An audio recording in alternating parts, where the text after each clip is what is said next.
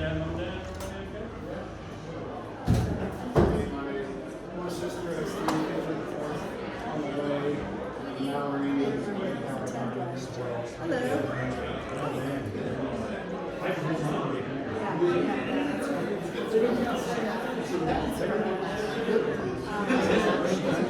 What's the double Jim Beam? My mom. She's getting better. This is the basketball game. She was going through a phase.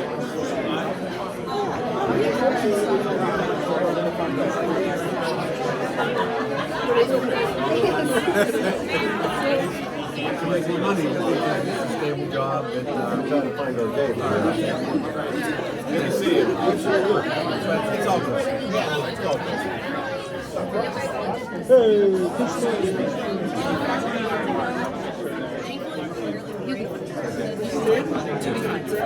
Did Phil come? Is he coming? No, He's in Detroit with Ron.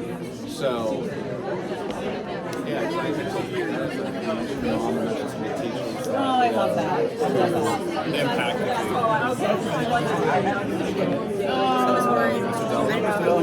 Where do you work? Sunrise? Yeah, like right up front. My cousin went there. Oh, okay. I'm an intervention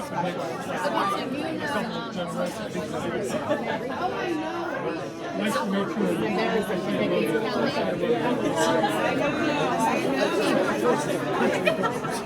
You know what I mean? Yeah. And, you know, finally joined Marson. And then Marson said, they resisted.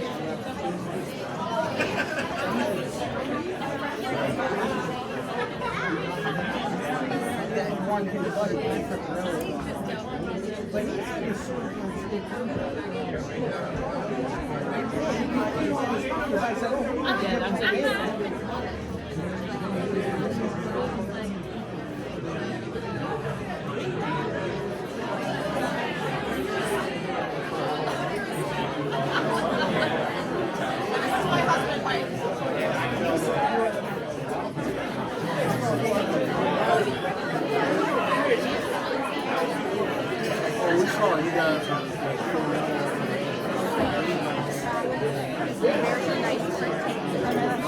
Oh, that's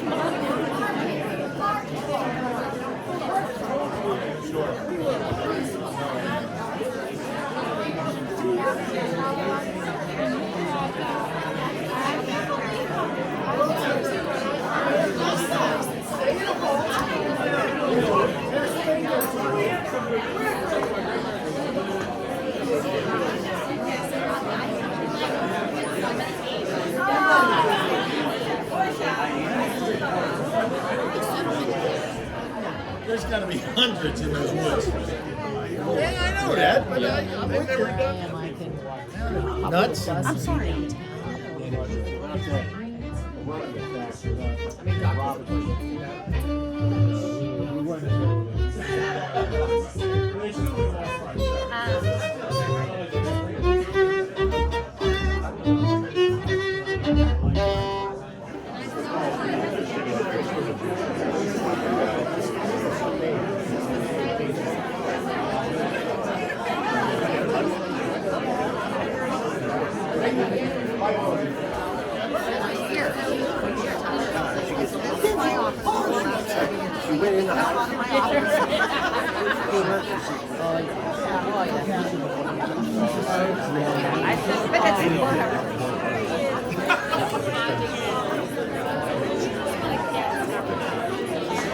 Hi, thank you.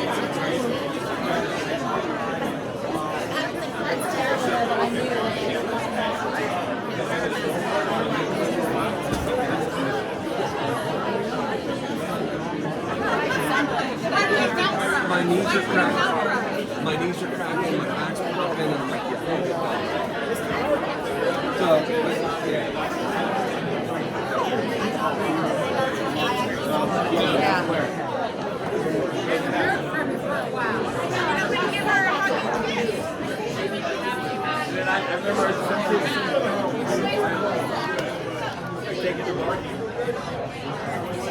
Come on of the woods. That's when he was in the fight.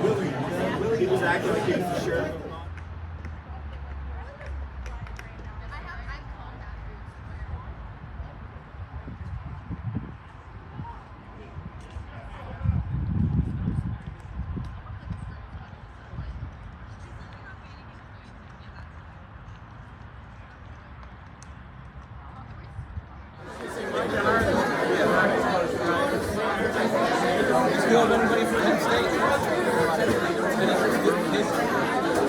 All three of my kids went to Penn State. My youngest is a junior.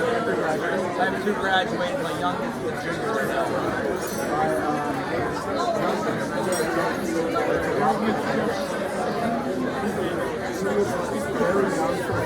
Yeah. I did that with my son and daughter.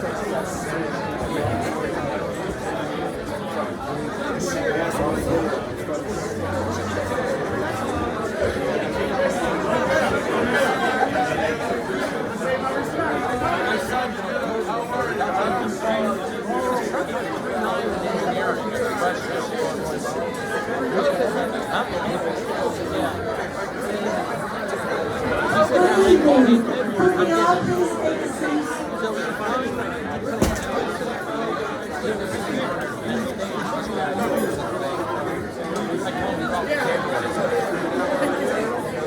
That's what I tell them all. I said,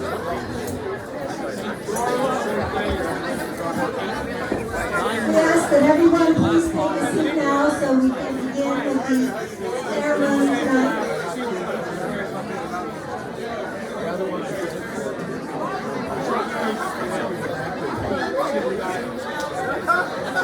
Smart up.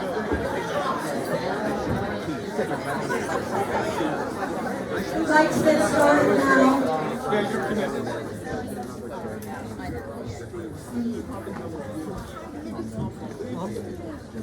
Good evening. I'm Margie Evans, and on behalf of the Plum Distinguished Alumni Committee, I am proud and honored to have all of you here as our guests this evening and recognize 5 outstanding individuals. It's a great night to be a Plum Mustang. We're very happy. We're thrilled to be at Oakmont Country Club, such a prestigious facility and home of the 2025 U.S. Open. The 5 individuals we are honoring tonight have demonstrated exemplary success in their field of expertise. Also, with their philanthropic endeavors and community support, they teach us all that we need to give forward. We truly, truly recognize them as outstanding individuals. The pride we feel this evening reflects the skills, talents of all 5 individuals, along with the support of you, their family, their friends, the school district, and community. It is now my pleasure to introduce our lovely MC for this evening. This is Michelle Gallagher. Michelle represents everything good about Plum. She is a Plum grad, a Plum mom, a Plum spouse. She bleeds purple and gold. And we are honored to have her with us this evening to introduce our guests.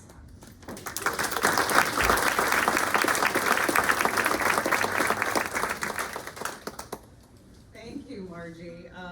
So tonight kicks off a 2-day celebration honoring the class of 2024. We are proud to celebrate the achievements of these distinguished individuals, Plum graduates. Dan Moriarty, our professional photographer, will be taking photos this evening, and a complimentary copy of the inductee group, taken earlier this evening, will be provided to each of our honorees. Dan will be available after the event if you wish to purchase any of the photos of family and friends, and please approach him at the conclusion of the event, and he will gladly accommodate your request. Dan's ad can be found in the program on page 38. A link to view or order the photos from this evening are included in the ad. Tom Flanick, a 1984 Plum grad, is our videographer this evening, and he's videotaping tonight's ceremony. Each inductee will also receive a complimentary copy of the video as well. So for those of you that don't have family members here this evening, they will get to see the video themselves. At this time, it is my pleasure to introduce the 2024 candidates escorted by Plum Senior High National Honor Society student ambassadors. Our first honoree this evening, Eddie Edwards Jr., class of 1991, escorted by Mason Eber.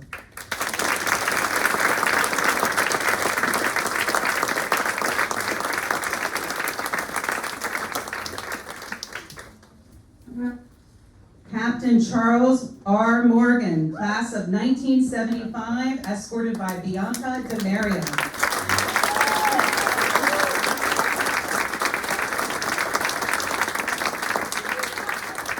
Shay Hoffman Murtaugh, class of 1990, big shout out, my year, escorted by Riley Moss.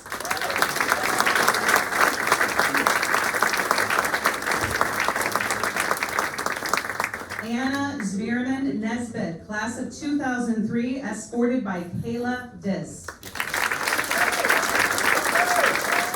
And Jeffrey Schmidt, class of 1975, escorted by Drew Becker.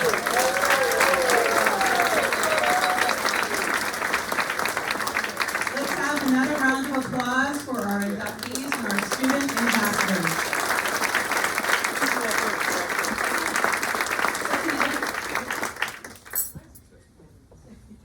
My student ambassadors will stand here with me. Our inductees can have a seat. I would like everybody to please stand and join us in the pledge to our great nation. I ask that you remain standing after the pledge. I pledge allegiance to the flag of the United States of America and to the republic for which it stands, one nation, under God, indivisible, with liberty and justice for all. Okay, you all can please be seated.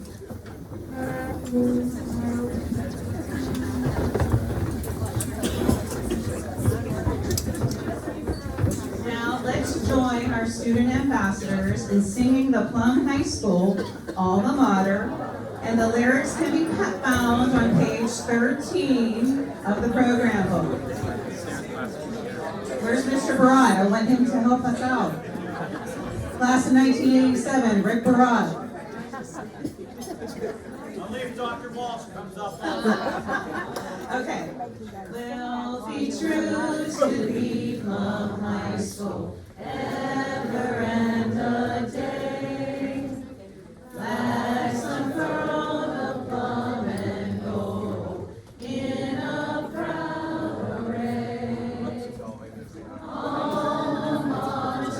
Alma mater, glorious, grand, and true. We will be forever faithful, and all hail to you. I don't know how much everybody loves that part, but I love it. So over the years, we've had continued support from previous and current administration. We are happy to have our Assistant Superintendent, Dr. Ashley Boyers, and our newest addition to the Plum Borough School District Administration, Dr. Matthew Thomas, as well as our Superintendent, a 1987 Plum grad, Dr. Rick Walsh, with us this evening. So at this time, I would like to ask Dr. Rick Walsh to come up and have a few words.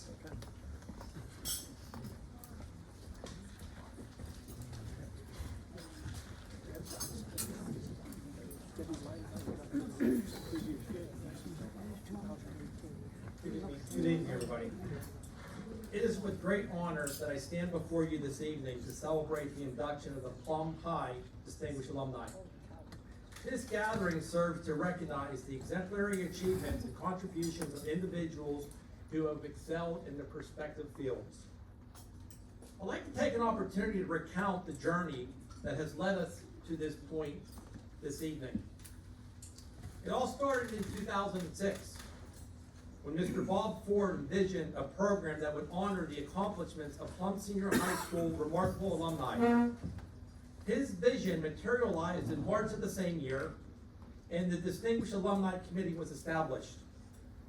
The committee's stated objective was to create a forum that acknowledged alumni who have distinguished themselves in various fields or made significant contributions to society. Tonight, our distinguished alumni exemplify these ideals and make us all proud to be a Mustang. To each of our esteemed alumni being honored this evening, I extend my heartfelt congratulations. Your accomplishment bear witness to the unwavering hard work, steadfast determination, and passion that you have dedicated to your chosen paths. Your success serves as a beacon of hope and inspiration to our students, who will look up to you as role models as they walk by your pictures and accomplishments that will be proudly displayed in Plum Senior High School. This evening, we celebrate your achievements, commemorate your journeys, and express our deepest gratitude. All of you stand as a shining example of what can be achieved through grit in the foundation of a Plum Borough School District education. In closing, I'd like to express my sincere appreciation to the Distinguished Alumni Committee that is led by Mrs. Evans.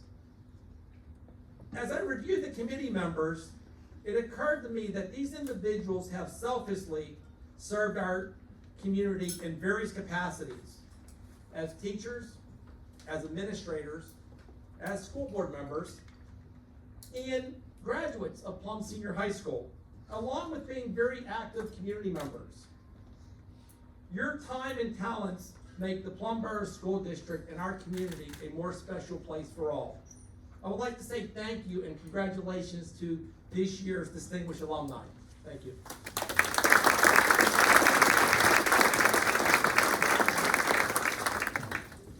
So at this time, I would like to, it is my pleasure to invite Mary Beth Ford to step forward to provide tonight's invocation.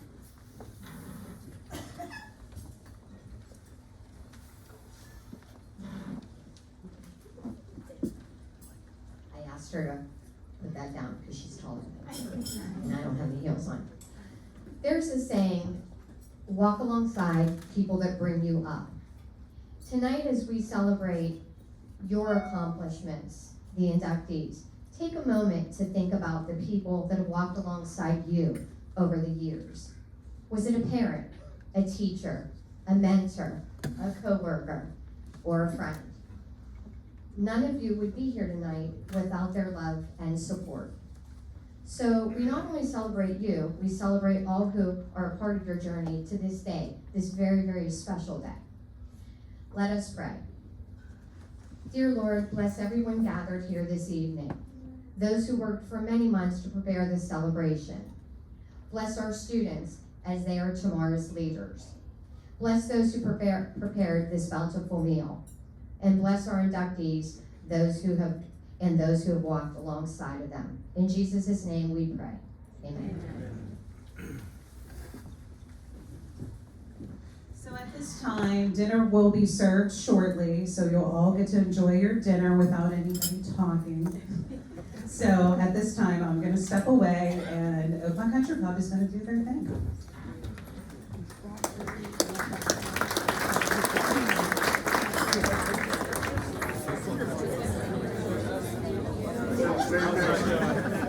There's only one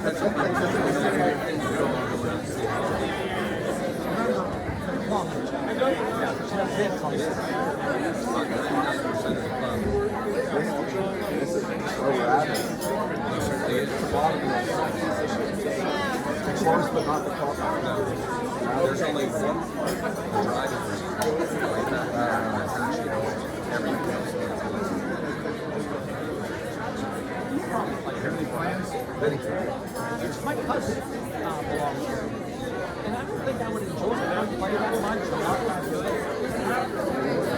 I wouldn't enjoy it. Yeah.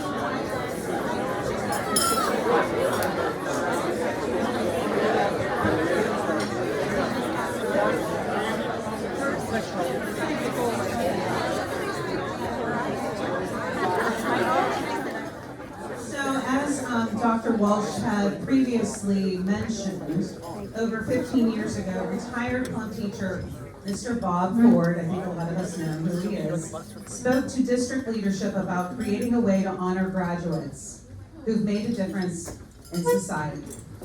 Jump ahead this evening, and we've now honored over 67 Plum graduates over the years, thanks to his vision.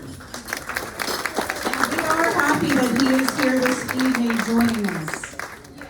So I ask my fellow committee members to join Bob as they all stand to be recognized. Committee members, please stand.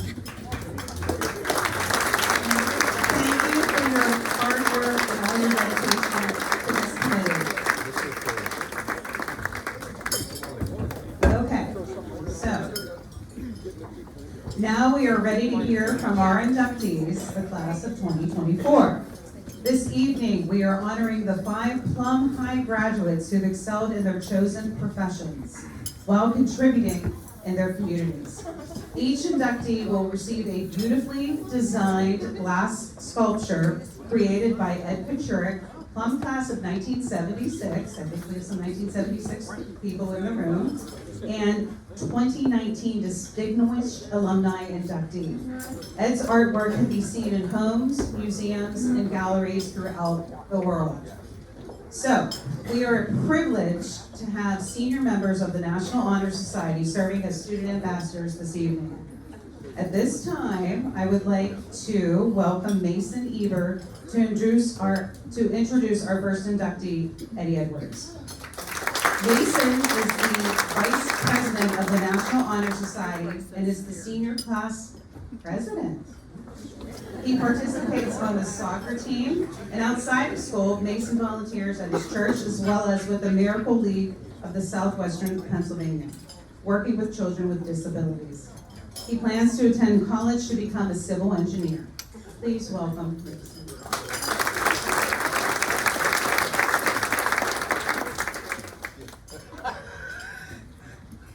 Good evening. What a special night for our distinguished alumni and their families and guests. I have the honor of introducing our first distinguished alumni. Some high school graduates may dream of meeting a celebrity, but how many can say they have celebrities as clients?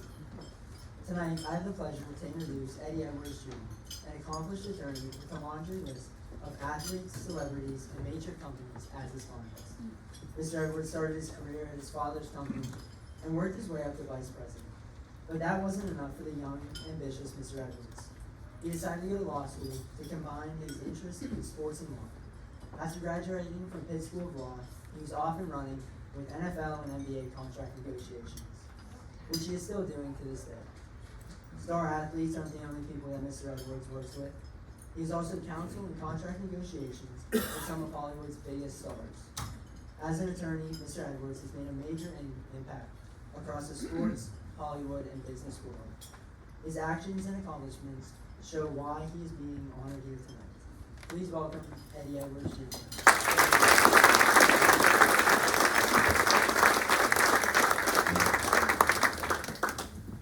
That was really cool, Mason. Thank you. And Mason, they didn't give you you guys are the section champ, right? Soccer team. Number 1 rank? And 4A. So moved up this year, so it's been a long the Whitfield finals this year because you're all must say so fun to be able to do something really fun for you guys. So I hope you guys get that. I want to set something straight, Mrs. Evans. Every night's a great night to be a Plum. So just for the record, I want to thank the committee for the honor. This is really a special night. Mrs. Evans, I'm going to single you out again, but your communications over the past several weeks and through the process have been tremendous. You wanted this to be a special night for all of us, and you've accomplished that, so thank you very much from the bottom of my heart. I appreciate it. Also, to be nominated is really a cool thing, and even more special when it's a couple of your peers. So, Michelle Gallagher and Melissa Baber, or Melissa not Baber, sorry. I'm used to Baber. But, to be nominated by 2 of your peers is really special because, they've known you since you were in middle school, since you were in high school, have seen some of the things you've done, and to see that they appreciate that, that's an honor. So to both of you, thank you so much for the honor. And that's what fun's all about, the people you grow up with. And to my fellow honorees, I read all of your profiles. Can't wait for them. I mean, Navy SEAL, like me and you, it's no comparison. The serving tours, that's tremendous. We have some business people. I mean, the schmecks. I mean, that's Plum right there. In one word, me and where do I start, Shay? Where do I start? I mean, we went to middle school together. We served on board together. I know you'll be very modest in your remarks, but Shay walks it, right? She runs her own business, doing marketing. She empowers. She enables, right? She mentors. You're everything I think that they would want in honorees for this occasion. So congratulations, fellow classmate, and Mrs. Nesbitt, where you at? Right there. Another businesswoman. So from Plum. So very honored to be honored with all of you.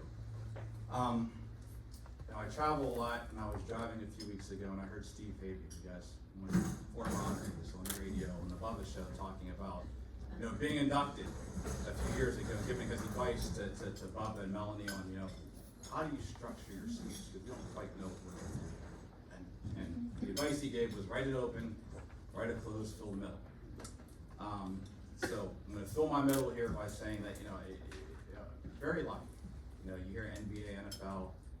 I was fortunate to be in TV early. I mean, when I walked in here, the first thing everybody said is, "Eddie, is your dad going to be here?" My dad is here. Eddie Edwards. So I was very fortunate at a young age to be exposed to some really cool opportunities in business, to work in an industry that most people would do anything to work in. And took me away from home a lot. There were long nights, long travel days, and you can't accomplish those things with support. So I'll start out with my thank you, so I make sure I could get to all those before the end of my remarks. So to my wife Portia, we've been married for almost 30 years. We started out living in Plum as a young couple, and she's had to hold the fort down as I'm traveling and going to games. I mean, my schedule traditionally is Monday through Thursday in Pittsburgh, Friday flying somewhere to a game, come back late Sunday, same cycle on Monday. And while I'm doing that, she's helping with homework, she's helping get the kids organized, you get your bills paid, all that other good stuff. And you can't do that with that type of support. So Portia, thank you. You're awesome. You tolerate. I tell you guys, there's nights I'm at home with earphones in. She doesn't know if I'm talking to her, if I'm using my mind, who the heck I'm talking to, but I'm on the phone a whole lot. To my kids, my son Eddie's here. Eddie's a Plum resident. He's here with his wife Gia. But they are always very supportive and understanding that Dad sometimes has to go. He has to travel to do different things. My daughter Lauren, who was going to be here, she's an assistant coach at Robert Morris University now in the women's basketball program, and she had to go away for recruiting. But I want to recognize her. And then my third child, who had a mailing address of 948 Rockland Drive for the Whitfield for those purposes, James. He's a Plum graduate. He's a graduate of the United States Air Force Academy. He is a first lieutenant at Shaw Air Force Base in Sumter, South Carolina. Will soon be a captain. So that makes me very proud, because he walked the same hallways that we walked the same streets that we walked, and he's Plum proud. Also want to recognize some of the teachers along the way. I got to see Mrs. Beatty. Where's Miss Beatty? Yeah, when she came in. Got to learn a little bit about myself in 7th grade as a 12-year-old, because I was a young 7th grader. And I heard I was quiet, but I got a little louder as I got older. But there's some of the teachers along the way, Mr. Joe Ianta, you guys remember Mr. I teaching math at O Block, Mr. Delastrito, and I looked him up before I came to realize he recently passed. But the epitome of kindness. I mean, no matter where you see Mr. Dello, we call Mr. Dello. He always had a kind word or something nice to say. Pete, Mrs. Nonberg. When we were in middle school, you'd go up to O Block to see who you had for homeroom, and you get your class schedule. And I remember when I got Mrs. Nonberg, everybody wanted to have Mrs. Nonberg. And she was one of the kindest, teachers that we had. She would never address you from across her desk. She would always pull you to the side. She would crack up. She had a great smile, but she would always work with you. And, you know, she would give you guidance, send you back around, and then have you back for more guidance. So I remember that vividly, an important part of the academic process. In high school, Mr. Ferry taught DECA in business, and I'm a businessman, so that was my first introduction into having opportunity in the business world. And Mike Owens, if you guys remember Mr. Owens, he taught speech, he taught English. That was the first teacher I really felt like I had that connection with, that really believed in you. And I was a talker. I used to get in trouble. My parents would be called, and Eddie talks too much in class, he's too social. But he was the first one who tried to channel that, and I appreciate that. So I also want to thank my parents, you know, again, Eddie Edwards Sr. and my mom. And, you know, my dad was a businessman and a member of this community, you know, did a lot while he lived in Plum. And, you know, the compliment back then was, hey, your dad's a great businessman, he does great things. But the bigger compliment now is your parents are really nice people. How are your mom and dad doing? You know, so everybody remembers my mom and dad as being the kindest, sweetest people, and they really are. I mean, you know, they love Plum, they bled Plum, you know, they're part of the fabric. And lastly, I want to thank you to my friends. You know, when you grow up in Plum, I've had the same group of guys for, what, 40 plus years? Too long, right, actually. Specifically Brett Montgomery. But I've had the same group of friends, and we support each other, we talk weekly. You know, we're at each other's kids' events, weddings, and I appreciate you guys. I mean, Ray, you came all the way from Annapolis. If I call Ray, hey, I'm in Charlotte, no one knows you're there. You know, Brett, Brad, all you guys, and my kid was going through Plum and going to games, you guys are always there. BK and me, Brian Keller, sorry. We serve on boards together, and he's always supported anything we do. And Brian, I want to give you a special recognition because he's our sponsor here at Alumni tonight. Brian's a member. Brian's you're a significant part, I think, of the Open Committee, and he's a Plum grad. So Brian, round of applause to you.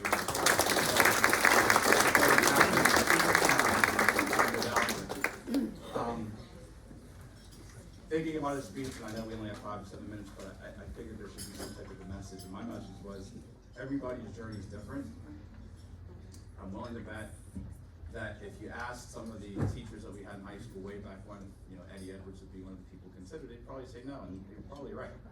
Yeah, if you look at, you know, my transcript for back then, you know, I was probably in the bottom third of my class. It's real. I had to wait until, and I don't know if you guys knew this, until we got our final report card after graduation practice when we would go to the auditorium if I had to take summer school or not. And I didn't. Mr. Shabansky had a heart. But the road is different for everybody. You know, after I got out of high school, you know, something clicked. You know, I graduated from Penn State with academic honors. I graduated from Pitt Law with academic honors. But, you know, a lot of the lessons you learn along the way, the perseverance, the toughness, you know, and never say no attitude came from my days here at Plum. I mean, my mom and my dad, my dad used to always say, you control your own destiny. And you remember he said all the time, don't let people control what you do. And I never let in my career, and it's a tough career, to be an agent, it's not a lot of us who do it. I've been doing it for over 20 years. I mean, that's a testament to just grinding through the industry. My dad used to always say, they would never let anyone dictate what you do. And I've never let anyone dictate what I do. You know, no's lead to yeses, right? So, you know, I've had many doors slammed in my face. You know, you recruit kids, you want to get involved with a certain athlete, and some say yes, some say no. But I keep grinding, and I keep asking. So a lot of that came from my time at Plum. Ms. Evans, you sent an email out asking about some of the most favorable things about, you know, being in the community and being in Plum, and I don't want to get too descriptive. I'm going to protect the innocent, but just some things I thought about, you know, in growing up in Plum. You know, I thought about the Burrow Fields. Every time I drive to Plum, I get the biggest smile going by the Burrow Fields. For you guys who play baseball, I remember we had cones out at first. Then our dads, your dad, Mr. Montgomery, my dad, they picked the cones up. Mr. Pierce did the fencing. They dug out the fencing and built the fencing there. Just warms my heart every time I pass those fields. For those of you who grew up in Holiday Park, Ad Lay and O Block the last day of school. We all walked to McDonald's. We all went to King's. We all went to the bowling alleys. That was like the first day of summer every single year. And that was awesome because Mr. Delastrito also had the obstacle course. He came in this cool show for us to watch our classmates try to break the records there. Friday nights at McDonald's. My wife looks at me like I'm crazy because she's from Queens, New York. She's like, you guys hung out at McDonald's. We did. Every Friday night, we were at McDonald's until about 11:45, so we all sent our licenses. Everybody had to go home. We transitioned from McDonald's to Smarty Arties. Double big night on Wednesdays. We were all there, right? Again, Holiday Hills Pool for those kids who live in Holiday Park. There we go. Holiday Hills Pool, right? Absolutely. Community days at Larry Mills Park. You guys remember it used to be called Holiday Hills Park. It was Larry Mills Park. But Plum had a big celebration of the community there. Everybody showed up. It was tremendous. And then, I think Sean, you mentioned, or Keith, the carnival at the fire hall in 286, the fire department. And then that matriculated into the parade that we had down 286. So just vivid memories of growing up in Plum. I love Plum. When I'm in Los Angeles or abroad and people ask me where you're from, you say Pittsburgh. And then the next question is, what part of Pittsburgh? And I'm like, east of Pittsburgh, Plum Borough. And then the next thing I say is Oakmont Country Club. Because Oakmont's in Plum Borough. And then they know where I'm from. I'm very honored by the opportunity to be mentioned among 67 other individuals. Very proud of my time in Plum. And for the last 47 years, Edwards has either owned property or lived in Plum Borough. My parents moved for a period of 3 years, nobody there, but now my son lives there. So I'm actually very hopeful that for the next 47 years, we have an Edwards in Plum Borough being an active part of the community. Thank you guys for everything. I appreciate the honor, and for Patrick, we are all Mustangs here.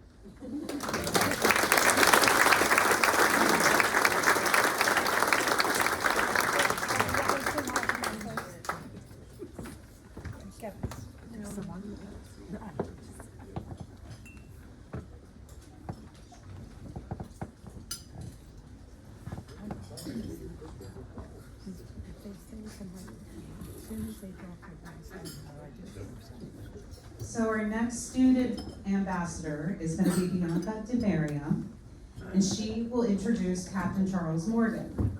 Bianca is the treasurer of the National Honor Society as well as a member of the student government. She volunteers her time at Concordia's Ridgewood Senior Care Home, and after graduation, Bianca plans to attend Carlow University for a Bachelor of Science degree in nursing. Ladies and gentlemen, please welcome Bianca.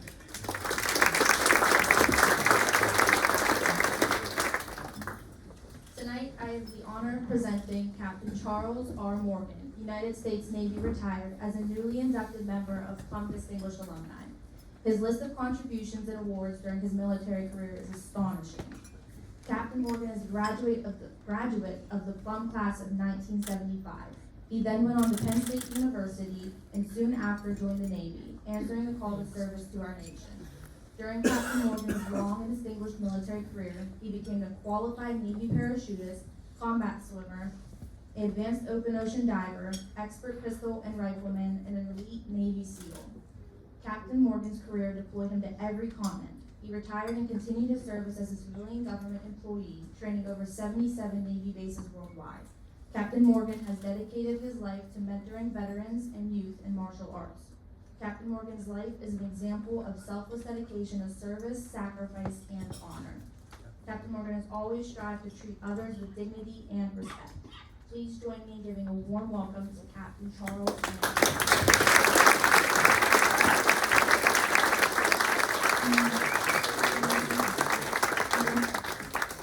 Bianca, thank you very much. It's been a delight to meet you. Good luck in your nursing career. Being a Navy SEAL, we become frequent flyers for nurses and seeing orthopedic surgeons. So you'll eventually, if you become a nurse, you'll see a Navy SEAL at one time. Okay? And in fact, we had a saying, one of my first training missions, we were doing a low-level helicopter flight. Can everyone hear me? Low-level helicopter flight. And one of the guys in my platoon, we were jerking back and forth, fell out of the helicopter. And, it was about 25, 30 feet. And the guy in charge, the crewmaster, the senior enlisted SEAL said, "That's why we get free medical." Very positive. Eddie, thank you very much. Great act to follow, very accomplished, and I'm proud to be part of the thing. I only have one question for you. Should we play Russell Wilson or Justin Fields?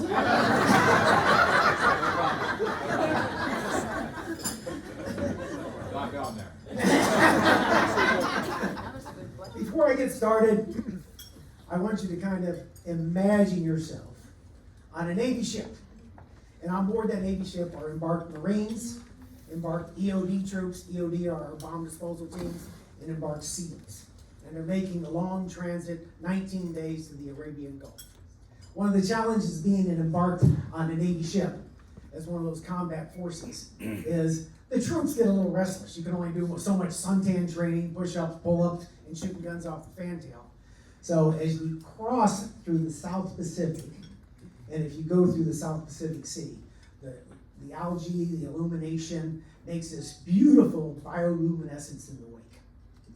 And this one night, all of a sudden, in the back of the ship, there's these huge explosions and this bioluminescence going up in the air.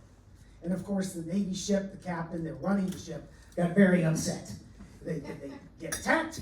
Did something happen? Did something blow up? Well, they go back there, and all of a sudden, back on the fantail was a whole bunch of hand grenade pins. The same type of pins that are used, hand grenades that are used by the SEALs, the Marines, and the EOD. So obviously he wanted to get some butt, and the next morning he mustered that was all up and said, "I want you to inventory your hand grenades," since none of you are admitting to it. You're protecting your guys. So we went to the Marine Corps Major. Marine Corps Major says, "Sir," after the inventory, they went and did it. The Marine Corps Major says, "Sir, we started with 182 hand grenades, and we still have 182 hand grenades." He went to the EOD guy. The EOD guy said, "Sir, we started with 98 hand grenades, and we still have 98 hand grenades." And he went to the young SEAL lieutenant. The young SEAL lieutenant says, "Sir, we started this cruise with a shitload of hand grenades, and we still got a shitload of hand grenades."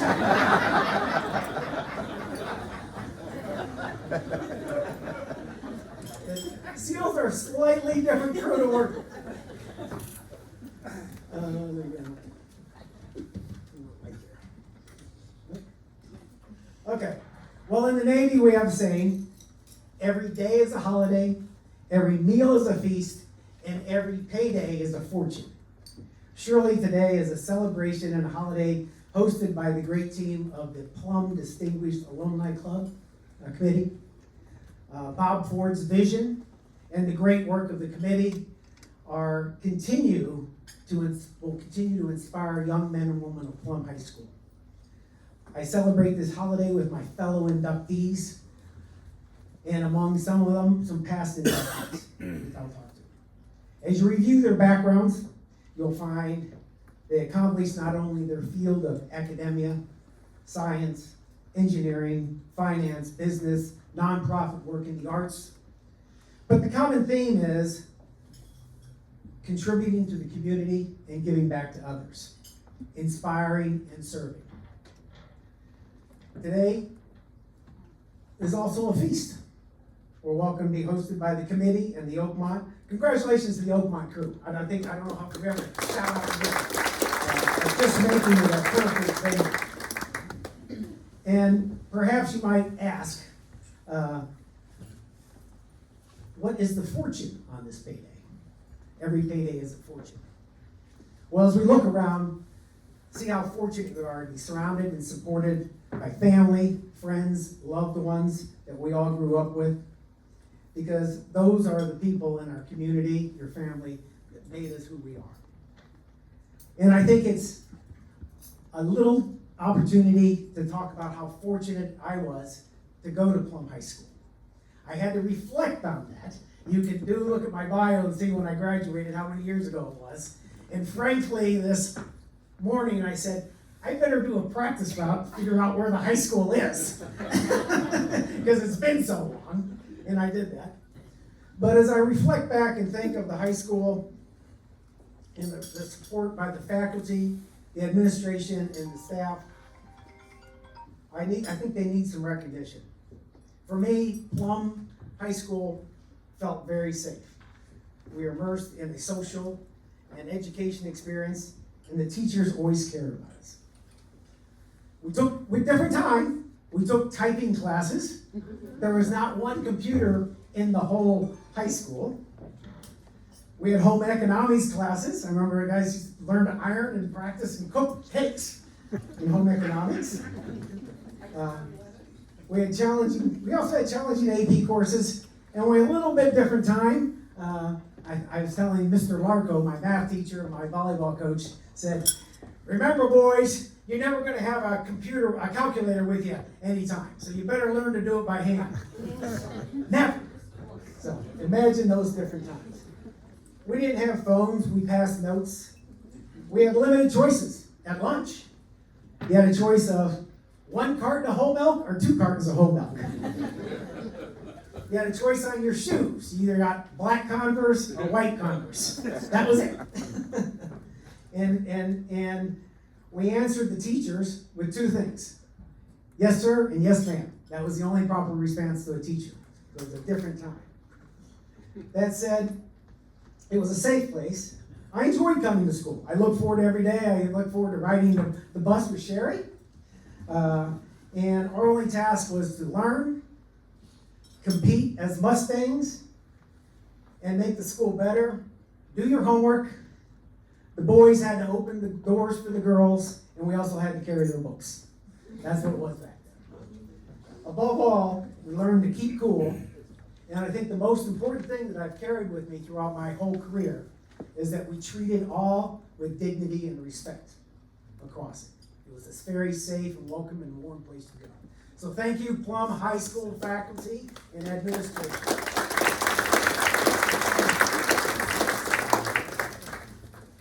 I think it's important to recognize, I talked about family and friends, and again, in family, especially my beautiful mom, Betty June right there, just celebrated her 95th birthday.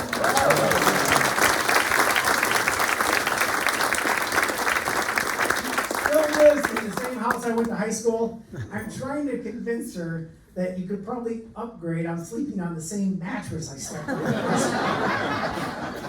I know it might cost something, but I might want to upgrade at this time. But she's always been a wonderful mother, be there for me. She's been my command events out at SEAL Team 5, and she's actually an honorary Navy frogman. So Mom, we love you.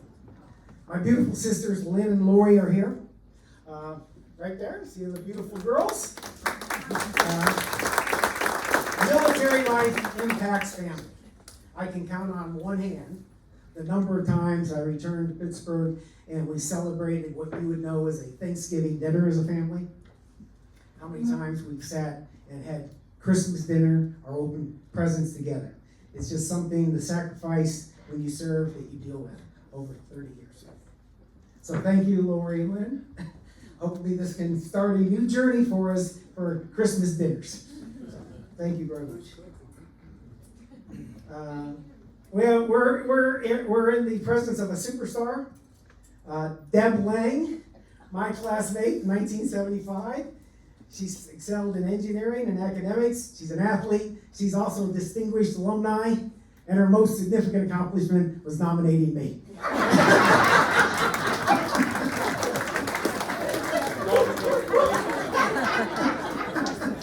So, thank you, Deb. We've been friends forever, lifelong friends. I always make it a point when I come to Pittsburgh, we keep in touch. She has a beautiful family, and they're going to leave a legacy. Thank you for your mark on the community and me. Two of my closest friends, Doug Bickmore, the Bick, and his beautiful wife, and Mark Zick, my colleague's roommate, are here with his wife, Kathy, and Tony is here. Thank you very much for being part of my life in those growing years. We keep a vault of things that happened during those years that will never be revealed. They kind of taught me that it's okay to be a little bit of a party animal, but also excel as they have done in their whole career in the finance business and Mark in the mining engineering business. And they have just the greatest families. Always like coming and seeing you guys. Love you. Kathy Vallis is right back there, and she's a long-term Plum resident. She was one of my pen pals as I was in the Navy. Kind of talk about old communications. We didn't have email, text, and things like that. And it was nice to stay in touch. When I talk to the students tomorrow, I'm going to talk about how they communicate by text, messages, calls up, and things like that. The way I communicated with Kathy was in the wee hours of the morning, I'd throw rocks at her window, at her bedroom window, and hoping her dad didn't come out with a shotgun. And then we have our link up in the wee hours. So that's how we used to communicate back then. Kathy, you've always been a friend. And for Kathy, happy birthday. It is her birthday and she made it.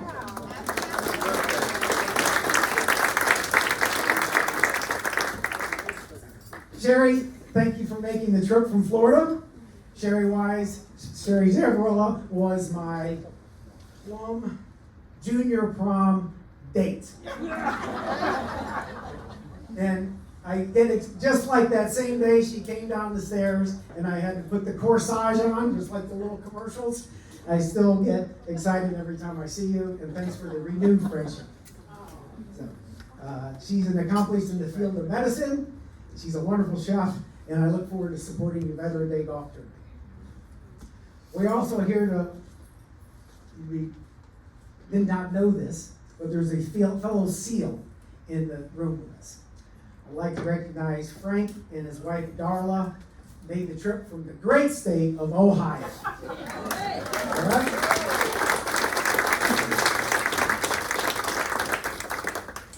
Not only Frank has been on more covert clandestine operations than any special operator in the both Army, Navy, and Marine Corps.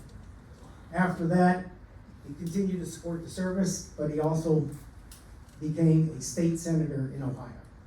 So honored to be with you, Frank. Frank and I went through SEAL training class 134, and I kind of want to talk about what SEAL training class are. Frank and I started SEAL training, and we graduated together, because that's the only way you can leave. We graduated, started training with over 120 students. Started our class. We were all fit, motivated to become Navy SEALs. We had passed all the requisite tests. We had our blood taken, lungs x-rayed, and everything. We were ready to go. They have this, the first time you go out there is 120. They have these 120 fins painted onto this asphalt. That's where you do 2 to 3 hours a day for the next 6 months of physical training. Push-ups, pull-ups, sit-ups, getting punched, getting kicked, throwing water at, hitting the surf. And that's kind of what your daily routine is every morning from 4 in the morning until about 6. And then you start the day of working out, of swimming. On that grinder, it's called the famous grinder, has 4 walls. On the south wall, as a sign says, be someone special. That's what we all aspire to in the Navy SEALs. On the east wall, there's a sign that says, the only easy day was yesterday. It reminds us that you're going to fail, but how you react to that failure is how you're going to perform as a man. The north wall has team above self. And remember, the team is more important than yourself. And I think that kind of identifies with all the inductees and all the distinguished alumni. The team, the community was above their self and that opportunity to serve. And on the west, facing our enemies, as we look over the Pacific and we face those enemies that want to come and hit all your porches and our porches, that's where we leave, and we're going to take the fight with resolute action to their porches. The SEALs were the first ones in Afghanistan. They continue to be the most accomplished combat force in Vietnam, and they were the most accomplished force in Iraq. They're the ones that captured Saddam Hussein, and they're the last thing Osama bin Laden saw when he had his eyes out was a Navy SEAL with a carbine about 4 inches from his head. So, good on him.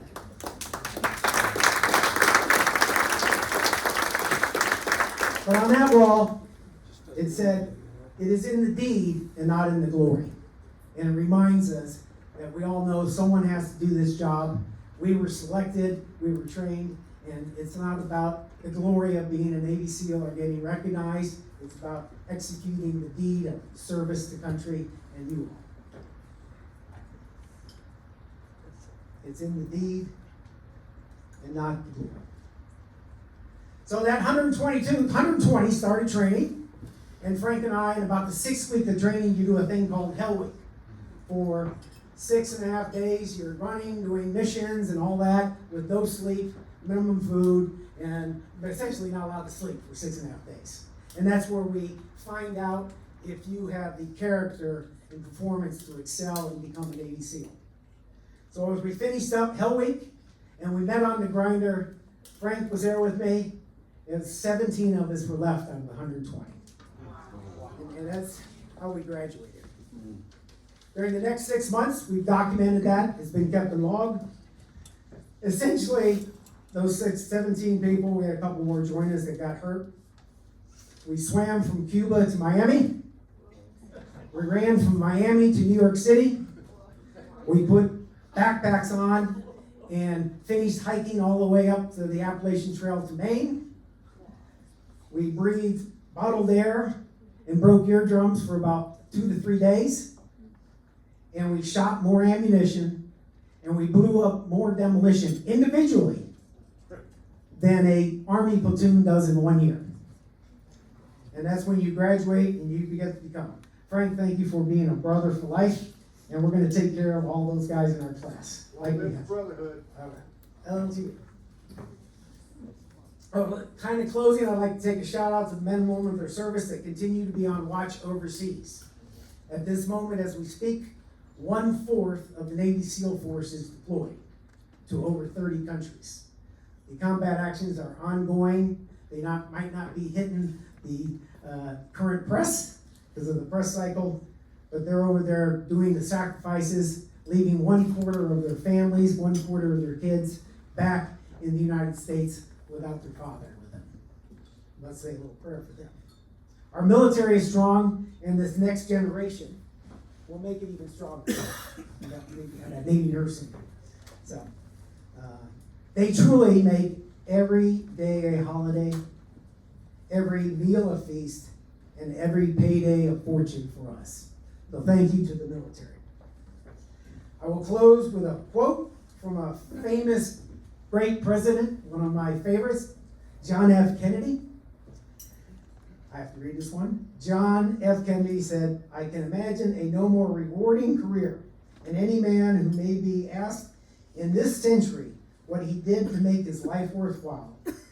I can only respond with a great deal of pride and satisfaction. I served in the United States Navy." So good job.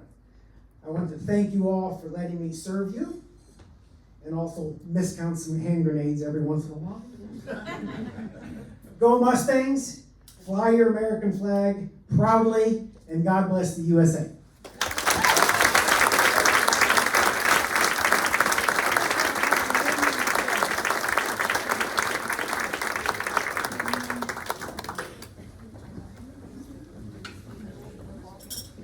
So before we introduce our next inductee, I would like everybody to please take a moment and look at page 49 in your program book. And our committee wishes to thank the individuals and businesses that helped to make this evening possible. And again, Eddie had already mentioned this, but I want to mention this again. Extra special thanks to 1993 Plum graduate Brian Kelly for being our Oakmont sponsor this evening.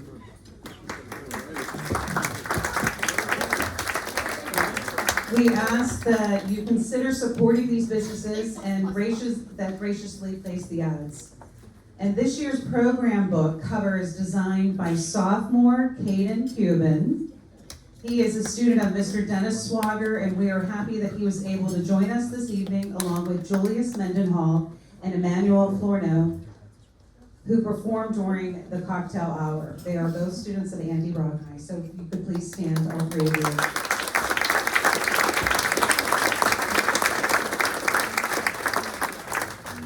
Our next student ambassador is Riley Moss, who will introduce Shay Hoffman-Murtaugh.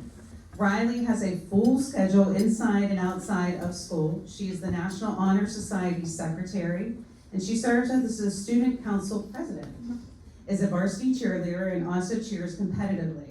She volunteers with the kids ministry at her church and also volunteers teaching young cheerleaders.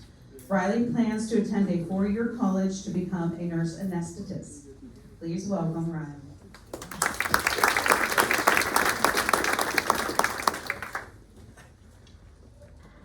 Tonight we honor a true visionary who built Pittsburgh's largest media-only agency from the ground up. Starting Hoffman-Murtaugh in 2004 with no capital or agency experience, she has grown it into a thriving multi-city operation. Known for delivering creative, impactful media strategies, beyond her agency, she is also transforming real estate with innovative work-life spaces, and her dedication to the community is evident through her involvement with numerous local nonprofits. Please join me in welcoming a leader, entrepreneur, and trailblazer, Shay Hoffman-Murtaugh.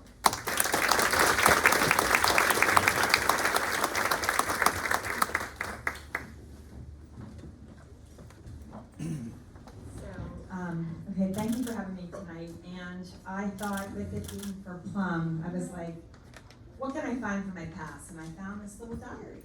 So let's read from the diary. So, all right, Wednesday, November 18th, 1989.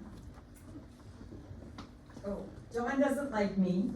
He asked some girl to see him, and I probably have no date for the dance. So, this is all I cared about back then. So, but as I, really thinking about today, I don't know if anybody knows, but my house was hit by lightning. I lived on Malabar Drive, and it was hit by lightning about 20 years ago, and it burned down. So, I don't really have a lot of childhood memories. I don't have a lot of photos or anything really from Plum. And the fact that I even have this, and you would think I'd be a diary writer, but no. 3 months, that was it for the whole entire life. So, but when I go to really thinking about today, I really think about what it means to be able to be in this position or grow a company and really think about the people that have been with you along the way. And I really think it starts out with being very scared, followed up with pushing through, and then having encouragement along the way. Somebody stands up and helps you, right? And I'm going to carry a couple different stories that through high school that and through even elementary school that I felt did that. So when I was in 5th grade, I had a teacher named Miss Brooke. I don't know if anybody ever heard Miss Brooke. I did. Yeah. So we had to do this class project. It was really interesting. I don't even know what it was about, but we had to go in front of the class and we had to present something. And so back then I knew that I wanted to do advertising. To be, an 11-year-old and already know you want to be in advertising, which is what I do now. I own an advertising agency.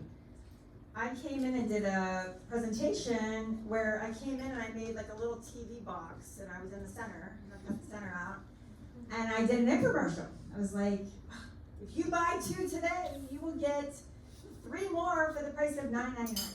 Okay, so everybody cheered in the class. They thought it was amazing for that moment, and I think that was the beginning of where I knew where I wanted to go in my career. Because if you think of your childhood and everything, you're very lost. You don't know what you want to do with your life. But I knew at that moment I wanted to be in advertising.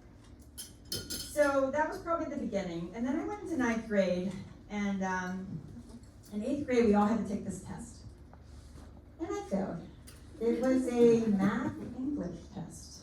Get out of your math and English classes for 9th grade. I failed, and I ended up with a bunch of 30 students in a remedial reading class in 9th grade with Mrs. Riggs. I don't know if you guys remember Mrs. Riggs. Mrs. Briggs. She was an extremely tough teacher. So, 7th grade English was so hard, so tough. I don't know if I did very well in it. But when she had all of us in 9th grade, she really just loved us. You know, remedial English, we were all stuck there. We were forced to go into that class. And so it really taught me about how people really encourage you in your life, even if you think you have a setback.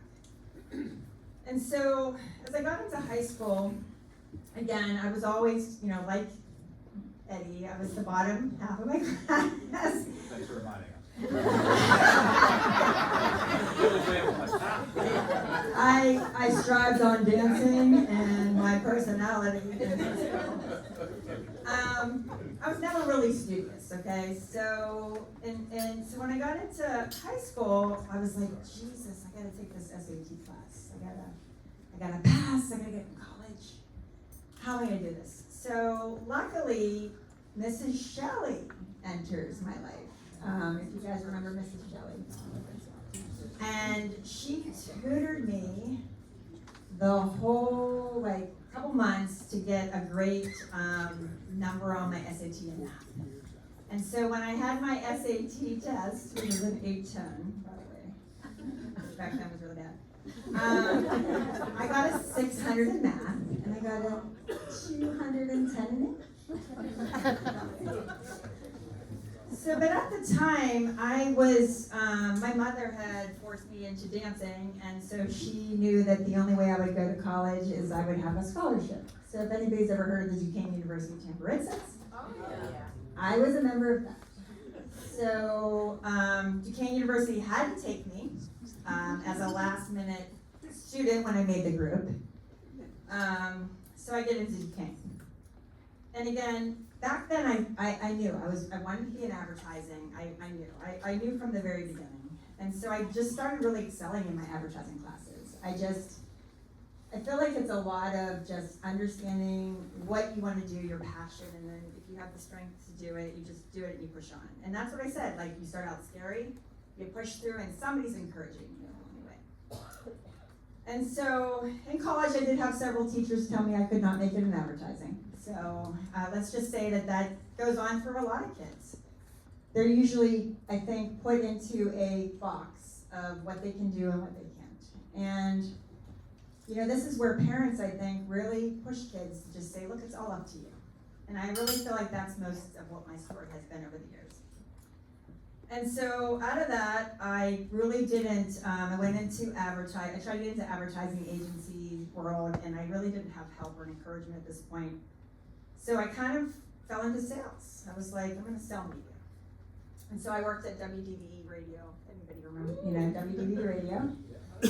And I was on 100% commission. So if I sold something, I made $1. If I didn't, I didn't. So that really brought me into this position of wanting to start a business. And so I couldn't work in corporate America. It was really hard to, I guess, play those games in corporate America. So I started my own business, and 20 years later, you know, here I am today. And so I guess the whole point of my story is that, you know, nobody can define where you want to go, or where you're going to go, or what you're going to do with your life. Only you. And I encourage you to remember to tell your children and those that you work with in your life to be able to be that nobody can stop you. It's only yourself. And so with that, I want to thank, you know, I have my family here. It's almost like inviting you who's going to come up to your funeral. That's who I had decided tonight. It was tough. I got my family over here. We're all glad to be here. You look great. Thank you. I mean, my cousins, you know, who's going to be at my wedding? It's my cousins, right? So they're all over there, my brother and my sister-in-law. And then I have some important friends here that, you know, who helped me in my business. I have actually 3 people in my life that, you know, this one right here hired me 18 years ago to run the little campus of Duquesne University Marketing. And I've had that client this long. So my agency does all of Duquesne University Marketing. This one right here. Yes. So it's really great doing work at your school. And then this one over here, Encompass, CEO of Encompass Health, she also gave me a chance 15 years ago. And I'm still friends with her. And this one right here, another client and friend, they're all friends at this point. But I'm just very thankful that somebody just needs to give you a chance, right? And these people have given me a chance. And I also want to thank my husband. You know, it's obviously a lot to be married to me. But I appreciate you hanging in there and keeping everything organized. And I really want to thank Melissa and Michelle. You know, I both went to school with both of them, and just the fact that they would even consider me for this. It means so much to me, because some of you teachers in here, if you thought I'd be on this wall 30 years ago, you probably would have said no. But that's the way it works, right? We never can define who is going to be where and what they're going to do in their life. And so never count anybody out. And I thank you all for having me here tonight.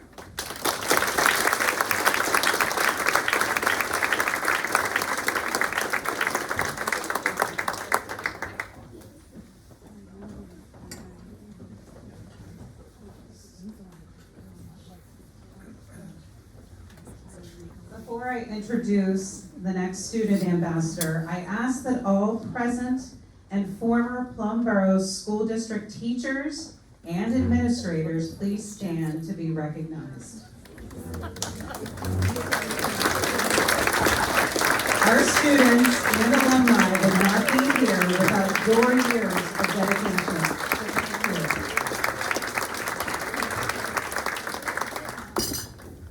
Our next student ambassador is Kayla Dis, who will introduce Anna Zvirman Nesbitt. Kayla is very active at the high school and as a member of the National Honor Society, student council vice president, and a varsity cheerleader. During Make-A-Wish, so I mean, we have a big Make-A-Wish telethon here in Plum Borough. We are the #1 student-run telethon for Make-A-Wish in the country, so I want to add that. Directed under Rick Barat, who's over here being very humble. So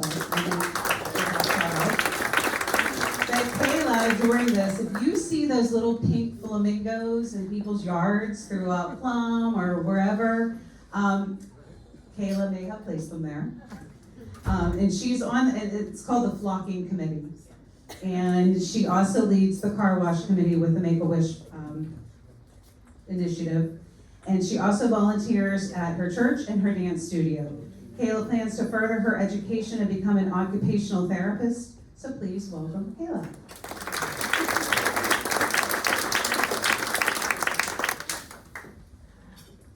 When a family suffers the loss of a loved one, it is crucial for them to work with a knowledgeable, compassionate person. That is Anna Nesbitt. For the past 15 years, our next inductee, Anna Nesbitt, has worked in the funeral business, helping local families deal with heartbreaking moments. To get to this point in her career, she has completed steps that are not easy to achieve. She obtained her degree in business administration, completed mortuary school, and achieved her certified funeral service practitioner, which is the highest profession designated you can achieve in funeral service. She makes it her priority that every family receives the service they deserve for their loved ones. She says that she helps families plan funerals, memorial services, and other life tribute events. She did all these things even after many people, including people within the funeral industry, told her to advise to change her mind and look into another career. The motivation behind Anna is incredible, and she's also doing this all with 2 kids at home. Whether Anna is helping the community, being involved with the school, or working constantly, Anna truly represents a distinguished alumni. Please welcome Anna Nesbitt.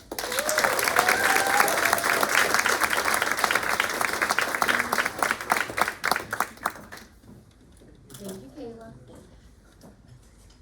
Who I've just become aware was one of Mr. Nesbitt's favorite 3rd grade students.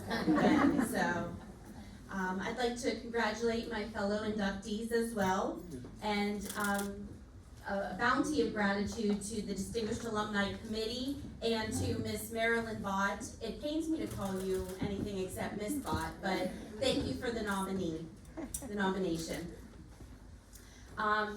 So while a lot of times the stories that I share, well, most of the stories that I share are not my own.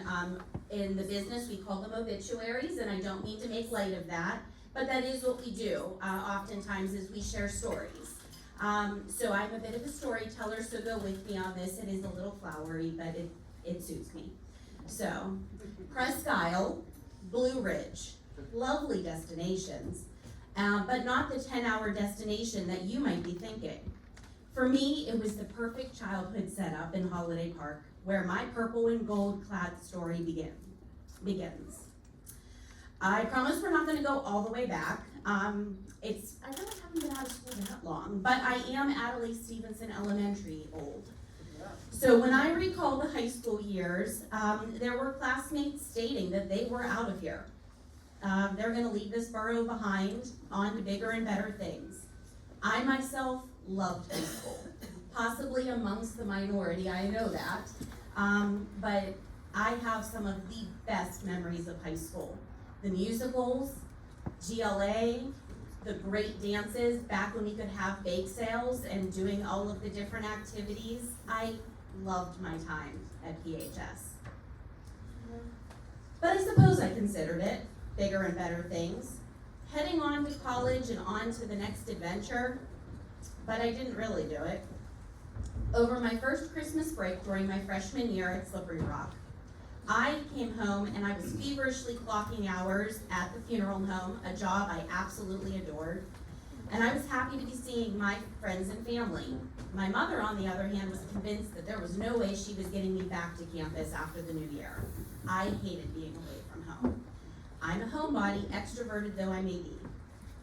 Going away to school, even just up 79, it was a huge adjustment for me. But I did go back to the old slimy pebble, and I decided to get out of there as quickly as possible. Sorry, Miss Spot, I know you still have the SRU license plate, I know. So I worked really hard, I graduated with my degree in 3 years, and home I came. So back to Plum I went, bringing with me an incredibly dear friend. She couldn't make it tonight, but she happens to run an amazing gymnastics school that has a location right here in Plum. All things come back. Oh, and my best guy, who coincidentally also hails from Plum. Next to me came mortuary school. And believe me, before you try, I've heard it. I was dying to get into the field. My customers they don't talk back. I know. Okay. The Pittsburgh Institute of Mortuary Science sits just outside of Shadyside, and it's not a bad commute from my then residence of the 3rd floor apartment of Soxman Funeral Home. You know, aside from my campus living, that was my only address outside of 15239. But even with that, it's only a quarter mile outside of the borough limits. Throughout my time at PIMS, I was never too far from home. My mom in Holiday Park, my dad in Briarwood, my honey in Greendale. After graduating from PIMS, Jim and I were engaged soon after, and we were looking to settle down. And I decided that as much as I loved my job at the funeral home, I needed a commute longer than the flight of steps from the apartment to the office. So we found our first home all the way in Regency Park. The resulting 1.2 mile commute made my heart happy. I could hear one, maybe 2 songs on the radio. We were married and I continued my service to the bereaved while Jim began a career teaching in the district at Pivot Elementary, his alma mater. We used to joke about which one of us had less stop signs on our way to school or work. As newlyweds in our early 20s, we spent time acclimating to this new life of home ownership and independence. I found fellowship at my local church ministries at Our Lady of Joy, and that's where I received all my sacraments, and also at Zumba classes at a local fire hall, where I met some wonderful ladies. Jim was quickly learning all he could about home ownership repairs and updates. We had the loveliest neighbors, and many of our friends and family were still close by. Before long, our family grew, and it was time to consider more space. The quintessential family with 2 kids and a dog were on the move, but where to? We took pause, and as I stand here, I can remember the conversation that we had after looking at homes in neighboring communities, and we said, we're gonna stay in Plum. So here we were, both born and raised, married to my high school sweetie, and now we're raising our family in Plum. So why the whole song and dance here of my history? What was the point? When I received the call about this, and then the email about having to make remarks, I had to kind of take a pause and reflect on why. I know why I do what I do for work, but beyond that, my impact on the community, I had to really stop and think about it. I'm really humbled and incredibly flattered by this recognition. But it was hard for me to see maybe what was seen in me, especially whenever I am seeing so many other people doing such big things.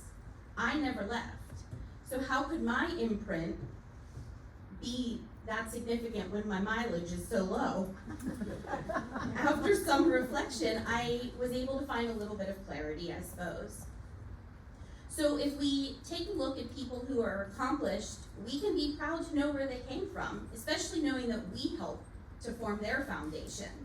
If we're part of their launch pad, that's a pretty amazing thing that they could leave this place and do great things because we're a part of it. But for me, I have the privilege of being able to stay right here and do my good work. Beginning in the high school days of the hundreds of GLA service projects, moving into the Our Lady of Joy bereavement ministry and festival meetings, that's right, and on to serving on the board of directors for and organizing dozens of Plum Chamber of Commerce events, and the elementary PTO meetings and fundraisers, and culminating with the truest service that I can offer, which is to that of my beloved dead and their families. Through my job, I have the honor to be called on in time of need by members of this community, many of whom I have met through the various groups that I've mentioned, and some of which are seated in this room here today. And when I see you, it's not as a client of the funeral home. I see friends, neighbors, mentors, and colleagues. All of those personal relationships further my drive to serve you well in moments of loss, tragedy, and grief, and serve you I have. Over the past 20 years in my career at the funeral home, I have had the opportunity to care for many, spanning all ages, circumstances, and services. My heart has broken alongside with yours. I've embraced and guided mourners with faces both new to me and some familiar as they start the grief journey by way of the funeral process. I love my job, and it's a gift to be able to say that. And yet a bigger gift that occurred to me as I reflected on this honor is the proximity. There are over 22,000 licensed funeral directors in the United States. I could do this work anywhere, but I'm not. I'm here. I'm where I belong, caring for my community, the community that has cared for me. As some people venture out to find their place in the world and blossom where they choose to be planted, I have had the esteemed privilege to do all I have done from the comfort of my home, Plum. And because of the beautiful foundation established for me early on, thanks Mom and Dad, even my best friend over 30 years moved her family back to Plum after living away for some time. We get to raise our kids together now. My siblings are planting their roots here. My family is nearby. I have the best neighbors. Various friends with various connections to Plum. I feel so much warmth in this place. Not only am I home, but my kids are home. So to the Distinguished Alumni Committee, my gratitude in seeing in me what I am now proudly seeing in myself. And to the community of Plumboro for nurturing me all these years. Thank you so much for allowing me to spend my time continuing to serve well and find fulfilling ways to give back. Thank you all.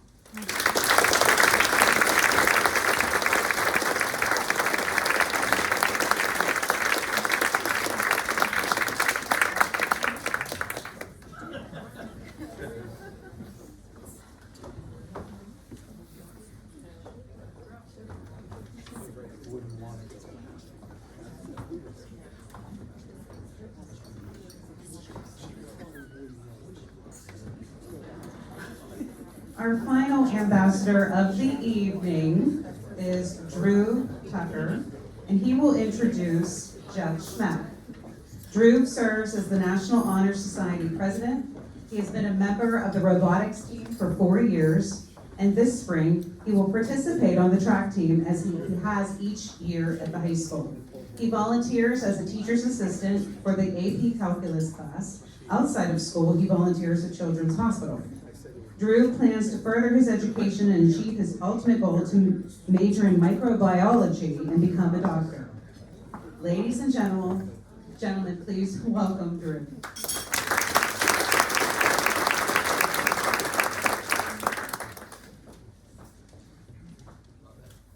Good evening.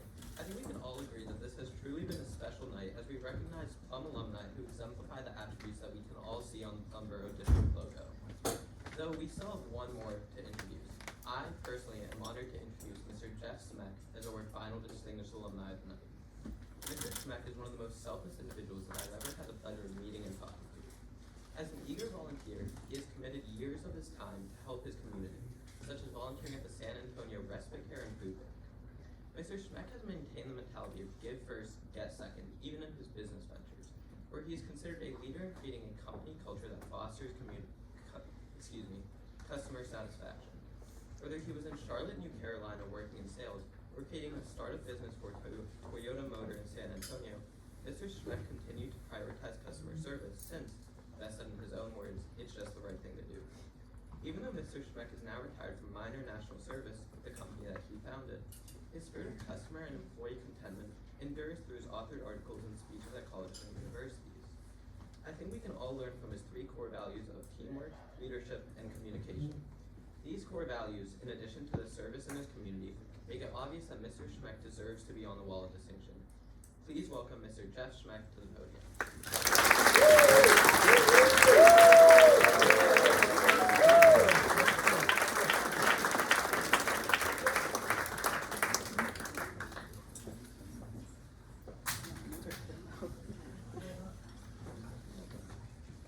He's going to be a doctor one day, and he's going to take care of it.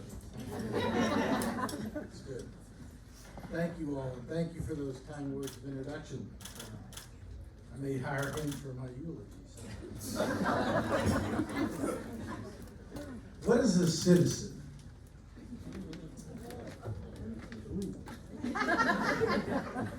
A citizen is a person who's granted certain rights and privileges by state, local, and federal government in exchange for his loyalty. If you are fortunate like me and had Mr. Larry Keenan for civics class in 1972, you knew the answer to that question. It was on every test that we had. We put it on every test.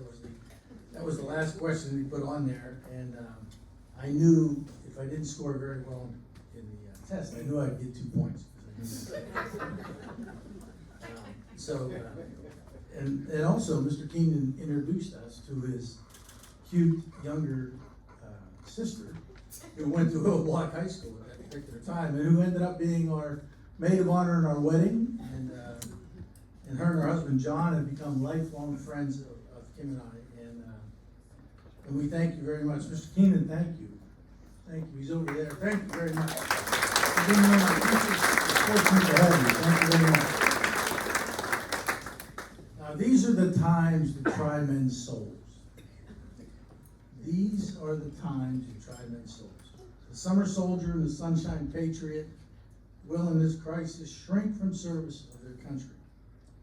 But he stands by it now, deserves the love and thanks of his men and women. Thomas Paine wrote that in a letter to George Washington, December 23rd, 1776. Full year before Washington's encampment at Valley Forge, Washington kept it and had it read aloud to his troops at Valley Forge in 1777. If you were in Mr. Williams' class for history, you would have recognized this. Thank you, Mr. Williams, for the passion in which you taught American history. Thank you very much. Mr. Williams and I both went to Clarion State College. Now it's called Penn West. Mr. Williams received an A in history. I earned a solid C. He teaches history, and I am just a mere student of history. In fact, we had one of the same professors, M.O. James Sumner. You remember M.O. James Sumner? Yeah. I wrote a term paper that said the battle in the Civil War, the most significant battle in the Civil War was the Battle of Vicksburg, not the Battle of Gettysburg. Well, if you live in Pennsylvania, it is the Battle of Gettysburg. So Emma Jean Sumner gave me the C. I didn't realize that she had first-hand account of the Battle of Gettysburg because she was old enough to be there. I'd also like to thank my college roommate in Clarion while I was there. His name is Mark Loblock. He was in the class in 1975. He's sitting right over there. Mark, I would not have gotten through Clarion without your help. Thank you very much for what you did for me with Clarion. If you can talk with crowds and keep your virtue, or walk with kings nor lose the common touch, if neither foes nor loving friends can hurt you, if all men count with you but none too much, if you can fill the unforgiving minute with 60 seconds worth of distance runs, yours is the earth and everything that's in it, and which is more, you will be a man, my son. You may recognize that as the last standards of Rudyard Kipling's most famous poem, If. It's one of my favorites. I used to know it by heart, but I have to relearn it so I can teach my new grandson. Now, you may think I learned that in English class. Actually, I was fortunate enough to have Mr. John Rotesic for algebra. And you learned not only algebra, but some poetry thrown in for good measure. He told me one day after class, he said, Mr. Jeff, this is one of my favorite poems. He said, you should learn it. Darn it. And I said, okay, coach, I'll get on it. We even learned how to tie a bow tie. Mr. Rotesic was a snappy dresser. Occasionally he wore a bow tie. And on one of those occasions after class, I asked him if it was a clip-on. He gave me that look like this. Tilted back his head. Gave me that raised eyebrow. Those of you who played football remember that look very well. And he said, Mr. Jeff, learn how to tie a bow tie. You will impress the ladies.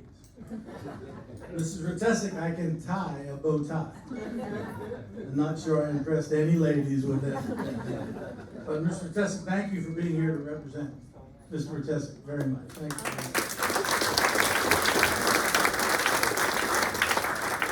To all the teachers that helped educate me, my thanks. And if you know any of those teachers that I may have driven to early retirement, pass along my sincere apology. But not all my education came from the classrooms.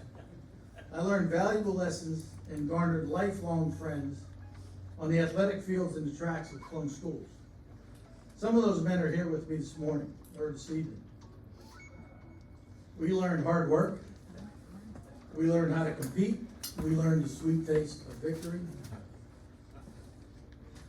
You can look up our records if you doubt me. Recently, I had an opportunity to speak at the May School of Business at Texas A&M University. And I was asked a question by one of the students. He says, what are you good at? And I started thinking, and then he says, what are you really good at? And how did that help you in business? And I searched my head for a good answer, and I thought back to my playing days of sports, playing sports at Plum High and being on a team and being a good teammate. The question reminded me of a recent conversation I had with Coach Joe Noncheck. And he said to me, Jeffrey, it isn't just the X's and the O's, it's the Jims and the Joes that drive success. And what I took away from that conversation was make sure you surround yourself with people who are better at things than you are. For me, that was pretty easy. Back when I played, I had a guy by the name of Steve Karagias next to me. Steve Karagias was All-State. He was big 33. He was probably the fastest lineman I ever played against. Behind me was two guys named Rich Riggs and Terry Holt. They were our all-conference defensive backs. So if you were an opposing player and you caught a pass, these men hurt you. They hit you hard and you didn't want to catch any more passes. So if you were the opposing team and you looked over at it and said, do I run the ball at Steve Karagias, who's All-State, big 33, Or do I run at that little chubby guy standing over there on the left-hand side of the ball? What they didn't know was I didn't like to run. Because when you ran on a football field, you hit into people, it hurt. So I said, I'm not gonna run very far, so I'm gonna stand right here, and opposing teams ran away from Steve, ran towards me, and that was their mistake, because I did pretty well at being able to hold ground. So those guys are sitting right over there at that table over there, and Steve and Rich and Terry and Luke Jenkins, thank you very much for coming here tonight. You guys are very good.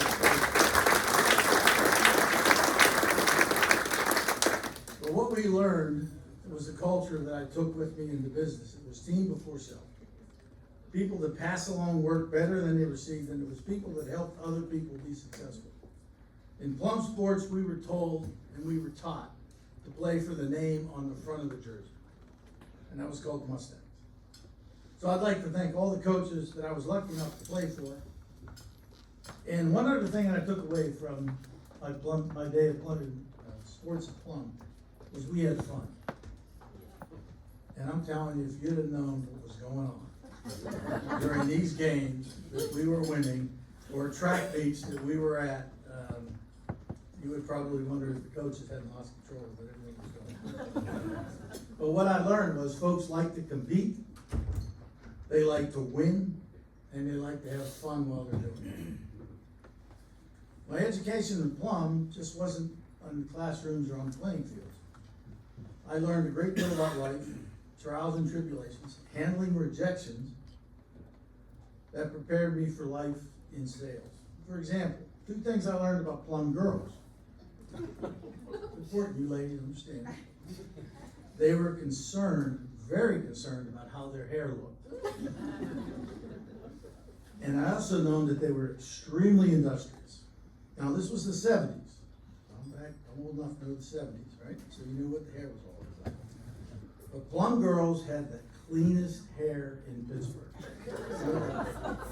I know this because every time I asked a girl out on the date, she said she really wanted to go with me, but that was the night she was washing and setting her hair.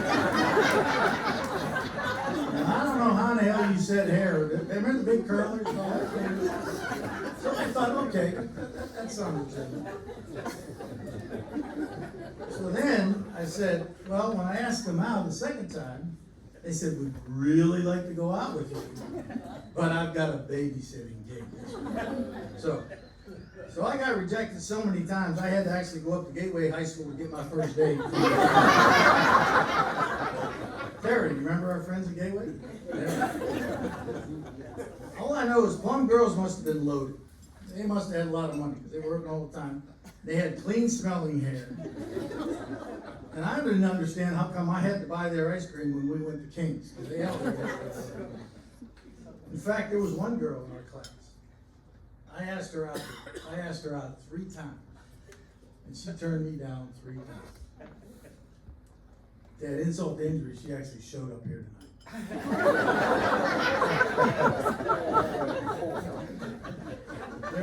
There are so many people that in my life that are responsible for being here tonight. I could stand here and thank folks all night long. I really could. A friend of mine, Terry and I have been friends for years, and when he heard about this, he said, "Oh my, you're going to iron your best T-shirt to go to this meeting." And I did. Let me talk about my parents for a moment. I believe my parents, if they were here tonight, they'd be bumping elbows with each other and saying, of all of the kids, him? I think I'm a pretty good combination of my parents. My dad had a very curious mind. He was always learning, he was always teaching. He was a very patient man.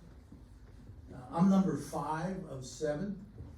So I think by the time I came around, Dad may have been a little bit worn out. So when I started my shenanigans, but one thing about Dad, he never gave up on me. I share his curious mind, and that's cost me some problems from time to time as I go through life. My mother, those of you that knew my mother, she was a force of nature. She really was. She brought passion to almost everything she worked on. If it needed to be done to help the community, she was going to get it done. I share some of that passion that my mom had. When we moved to San Antonio, my work put me in a position that I had to be more community facing, more of that ambassadorship that these young folks have tonight, role within the organization. These volunteer opportunities placed me in front of a venerable who's who in Bexar County from business leaders and philanthropists. One of those opportunities took me to the San Antonio Food Bank. The San Antonio Food Bank was the first food bank in the state of Texas. And it was started by Sister Mary Helen Sullivan. She was a nun at Incarnate Word. She was with the local Catholic Archdiocese. I had the opportunity to meet Sister Mary Helen. She reminded me of my mother, less than 7 kids. She said to me, she said, Jeffrey, you have the resources to help here, and there are no excuses. Today, that food bank serves 29 counties and provides over 74 million meals a year. My parents believed that everyone had talent and gifts. Excuse me. They said, don't waste them on selfish endeavors. She said, give first, get second. My brothers and sisters, all Plum graduates. 2 businessmen, 2 teachers, 1 nurse, 1 lawyer, and 1 dreamer. I wanted to be like my older siblings. They were successful, they were respected, they were hardworking, they were givers, they were generous people with their time and their gifts. I also wanted to be someone my younger sisters would be proud of and say that I was their big brother. If you were fortunate to come to our house back in the day, you entered at your own risk. It was lively, it was always noisy, it was filled with people. It was not for the timid. At a wedding one year, my brother-in-law coined us the Magnificent Seven. When he first said that, I was a little taken back by it. Actually, I wanted to punch him in the throat for saying it. But I didn't. But over the time, it's come to grow on me, and I think of us as the Magnificent Seven. You know, including my in-laws here tonight. We've had 24 family members graduate from Plum. My father-in-law was in the class of 1948. And I believe the first graduating class was 1941. I think we did some research on that. So my father-in-law graduated in 1948. My family, my mother-in-law is here with me tonight. She's been putting up with me for 48 years. She raised 3 beautiful, intelligent daughters, also all Plum graduates. She taught her daughters to never settle, always strive to be the best that they can be. And I wanted to see if you could indulge me a bit and join me in wishing her a happy birthday. A little bit early next week. She will celebrate her 39th anniversary of her 49th birthday. Happy birthday. Also, thank you to my sister-in-law Beth and Mike. They drove all the way here from New Jersey to be here tonight. That was a long trip. I've been fortunate enough to receive many nice recognition in my lifetime. And when I've had to come, the opportunity to talk about people who have impacted my life to the audience, I have a difficult time talking about my wife and children. It's emotional for me. I guess my mom did dote on me a little bit more than the others. She said she always doted on me around. So I was a little more spoiled than others. My daughter is Dr. Brittany Schmeck. She's a psychologist. She's just had a baby, so she's not here. My son is Jeffrey Schmeck. He's an engineer, and he lives in Fort Worth, Texas. They showed me how to give grace. They taught me the meaning of unconditional love. They taught me humility. They taught me that there are times that people need love and grace the most when they deserve it the least.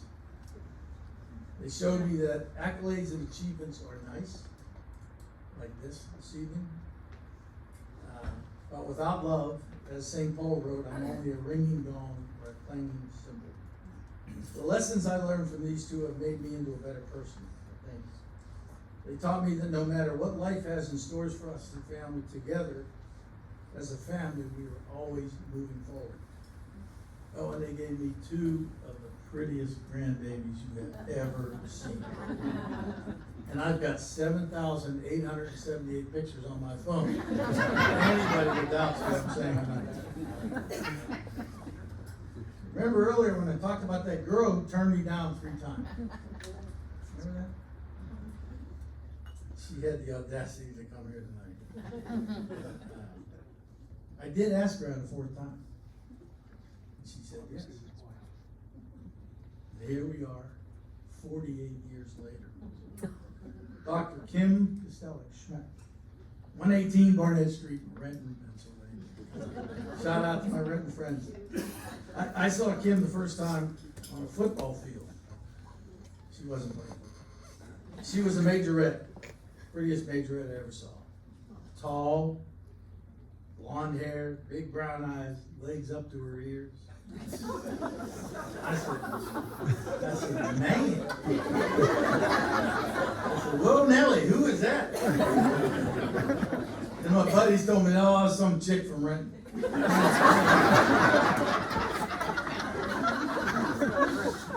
So I asked her out. She said no. I mean, this is me. So I asked her out again. She said no again. Finally, the 3rd time I asked her out, she said no again. God dang. I think she finally said yes, so I would quit pestering her at study hall in 7th period. Kim, I wish I could be the giver you are. You are the most selfless person I have ever known.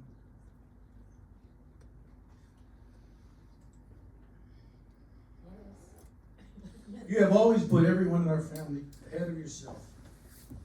You are the definition of a servant's heart.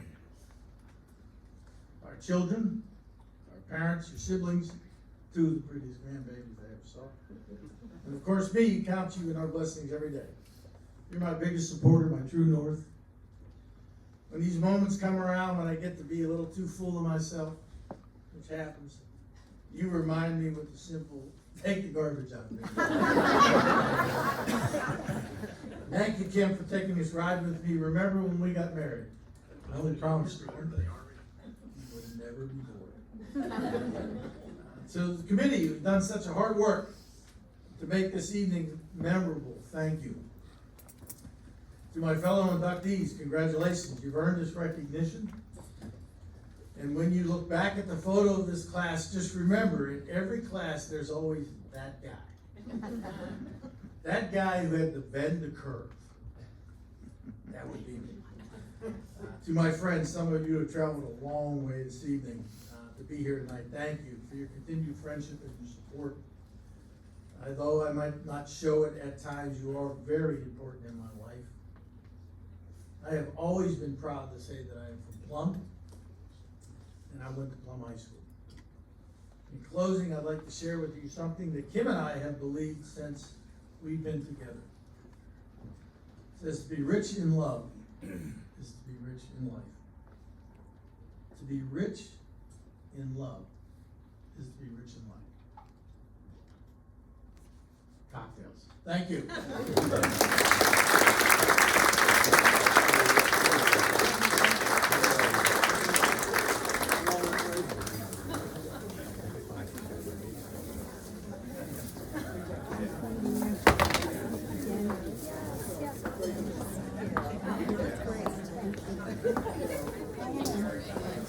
That was fun, and I also have to echo Jeff's sentiment on Mr. Larry Keenan, because I also had him in civics class 1984, but I do remember that, and I did get the 2 points on every test as well, and I still think about it to this day. Thank you for making me a great American citizen, Mr. Keenan. Thank you. So I would like at this time for all of our inductees to stand. Please stand. We're going to give one final round of applause for all of our inductees.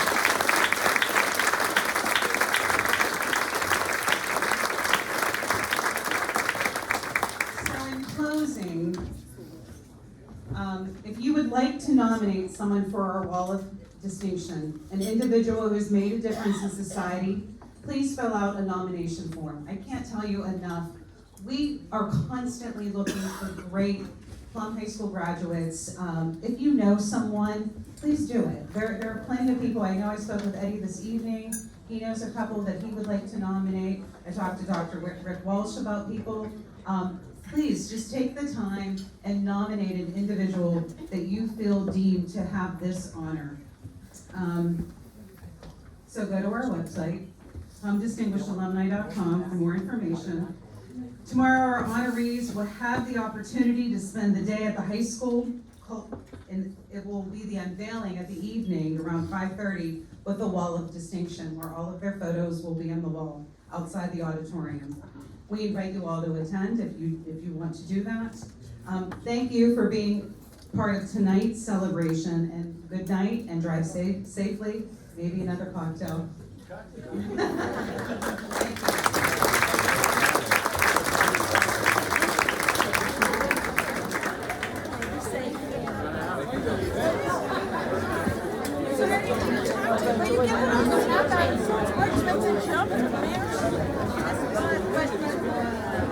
Thank you.